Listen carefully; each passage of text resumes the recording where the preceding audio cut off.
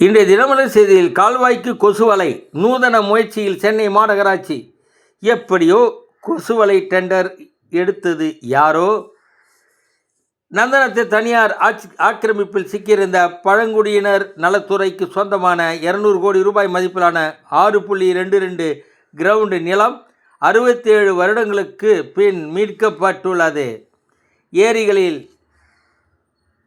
ஆபத்தான ரசாயனம் தமிழக அரசு அறிக்கை தர தென்மண்டல பசுமை தீர்ப்பாயம் உத்தரவிட்டுள்ளது.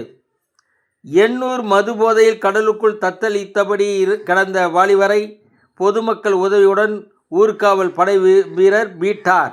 திருமுல்லவாயில் அருகே சாலையோரம் நின்ற வேன் மீது சரக்கு வாகனம் மோதி விபத்து. திருவொற்றியூரில் ஒடிசாவில் இருந்து ரயிலில் கஞ்சா கடத்தி வந்த சிறுவன் உட்பட 5 பேர் கைது. வணக்கம்.